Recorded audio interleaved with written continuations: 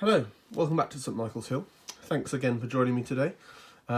Today's video, as the title suggests, is going to be looking at the control panel. So the wiring is all now complete, so I just need to find a way to get it all into a nice little neat panel, probably on the back of the layout, so it can be easily operated just from one position. So I'm going to show you in this video how I'm going to do that. It's going to be a fairly simple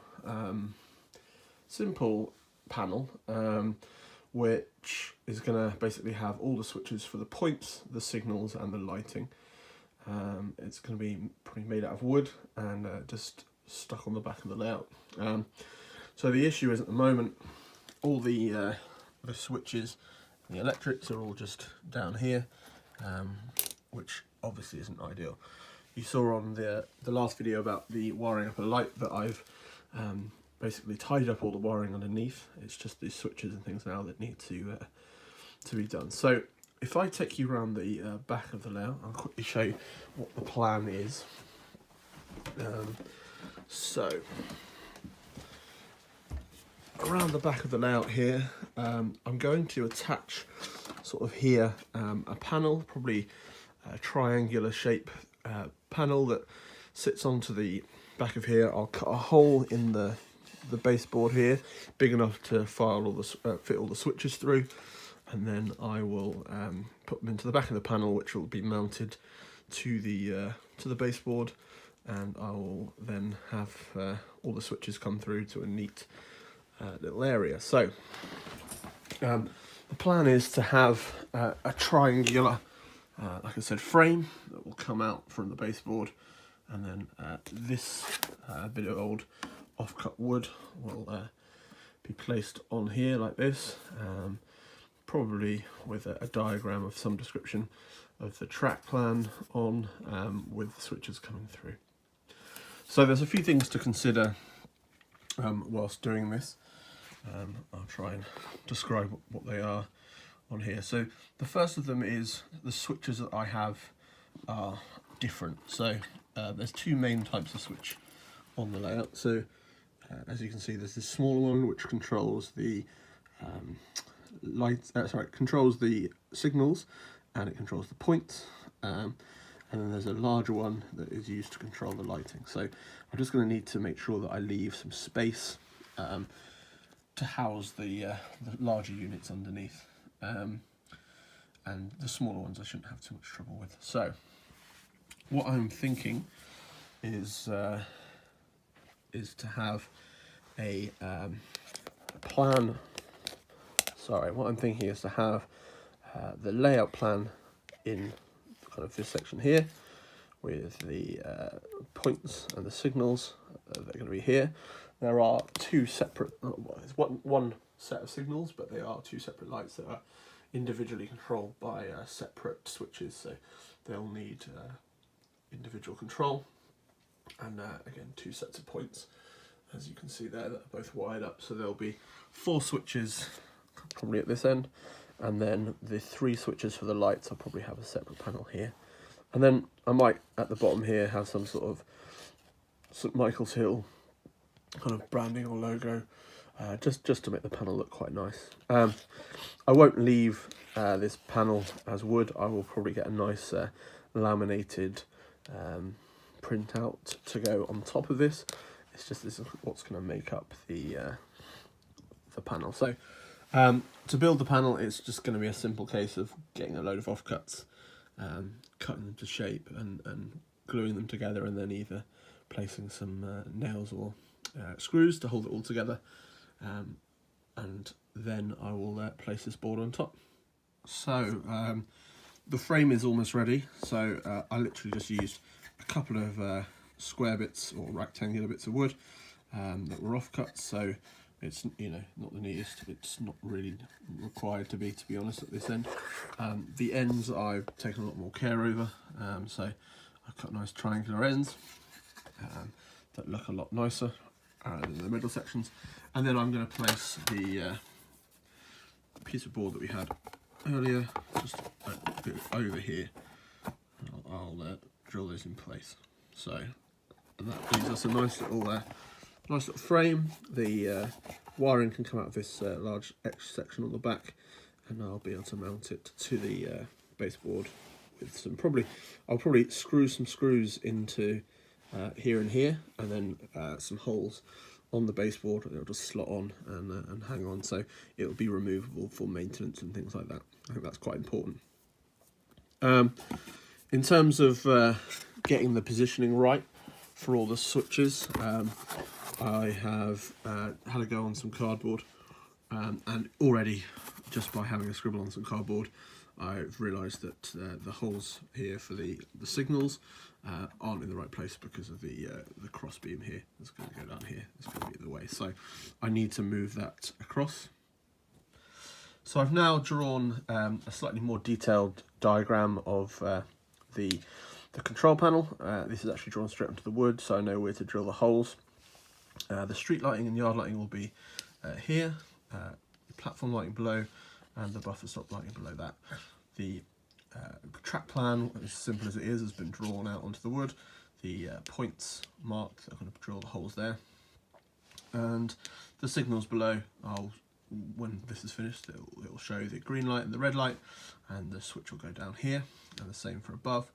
And obviously the switches are going to be in the same direction as what's needed. So, for example, if you want a green light, you push the switch up, and if you want a red light, you pull the switch down. The same with this, really. So if you want the line to be clear across here into platform 2, the switch will be pulled up. If you want it to platform 1, the switch will be pulled down towards you. And the same with the marshalling yard in the 2 lanes there. So I'm going to drill these holes, and then I will see about fitting the switches into them, and just to make sure that actually it works before I drill the holes through the wood and get everything ready. So I'm going to do that now, and I'll get back to you when the holes are drilled. And there we have it. So the holes for the signals and the points were very easy. I just used this hand drill and drill bit. Simple job. This card / wood chipboard stuff is very easy to go through, so that was no problem at all. The bigger holes were slightly more challenging. I didn't have a drill bit big enough for the hole required, other than a masonry drill bit, which I don't actually have a drill big enough to take. So I basically used the same drill bit, and then just used an old scalpel and cut round each of the holes a little bit. So now they're each big enough to hold a switch. So I will show you what that looks like. So there you go, with a couple of switches inside, it's going to look like that. When the tops are back on, it'll keep them all in place very nicely. So I'm quite happy with how that's going to come out. And the last thing I said I'd do is, like I said, put possibly a laminated top sheet on top of it, just to kind of make it look a little bit nicer. But I'm quite happy with how it's going to turn out. I'm just going to wire it all up now, and just test it out, see how it works, and I'll go from there. So I've now wired all the switches into the board. I'm quite pleased with how everything's working, and the spacing and all that sort of stuff. So I think it's probably time to get this in position and put it onto the frame and see how that works. And as long as that works, I'll then get tidying up and getting it into position on the layout. This is what the back of the board looks like. So the 7 switches are all going there, and then the wiring comes off behind. So very pleased with how that's come together. The spacing seems to be quite good, and I'm hoping it'll all fit nicely into the frame that I've built. So I've now fixed the panel to the frame, just a few screws, so we're basically all ready to go. I need to fit this on the other side, and then attach it to the side, and cut a hole for the wiring to come through. It might need to be a bit of rewiring going on. It depends how big. I'd rather keep the hole as small as possible and pass everything through. We'll see how that goes, and I'll let you know. In terms of fixing it on, I've put a couple of screws in. I've left a gap, so effectively what I'm going to do is drill a hole in the baseboard wide enough for this to go through, and then one directly below it as wide as this, so it'll be able to slot in place and then pull down and it won't move anywhere. I'm quite pleased with how it's going to look. Like I said, once the main panel has been once the main panel has had something on top of it to make it look a little bit more finished, I think it's going to be very nice. But it's quite got a good feeling about it. I'm going to need to make sure that it doesn't move around for operation, so I just need to make sure it's pretty flush to stop it moving. But other than that, I'm very happy with how it looks. So the panel's now in place. It's removable, so it's just slotted on. There's nothing holding it on really, apart from a couple of screws and some holes. It's slightly higher on this side here, so I'm just going to probably drill a small hole below the one where it is, just so it slots down a little bit more. But I'm generally very happy. It's very sturdy. Yeah, once the panel's on here, it's going to look the part. And even so, no one's going to see it, so it's more just for me getting it to be a nice panel that I'm pleased with. So, but generally very happy. All I need to do now is feed the wires through a hole that I've cut behind it, and then I'll be able to get it all wired up. Now the wires are basically free to come through this hole, and I can just wire them up on the inside. So I've now painted the frame and laminated a top sheet and put it on, and as you can see, it is absolutely shocking. I think there's so many reasons. I think by designing a top sheet and doing it on a computer, I've kind of realised how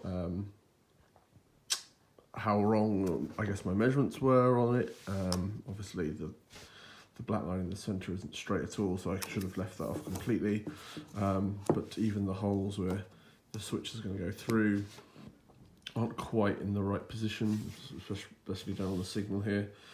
And yeah, I'm just really unhappy with how it looks.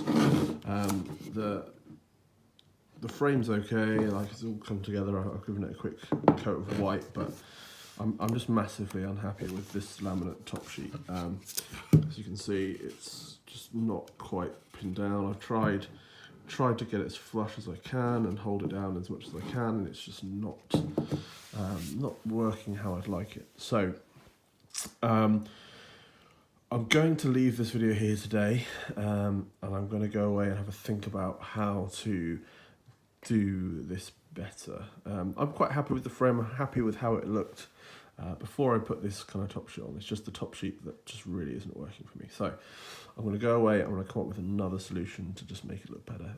Even if it's just a case of remove this completely and then paint straight onto the wood behind, or to do some sort of design onto there.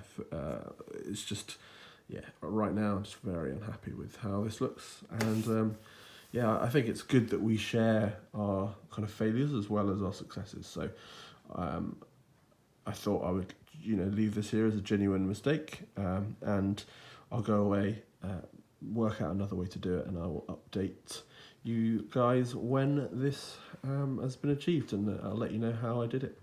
So for today, thank you for joining me at St Michael's Hill. I'll leave you with a couple of running shots, and I will speak to you again soon. Cheers. Bye.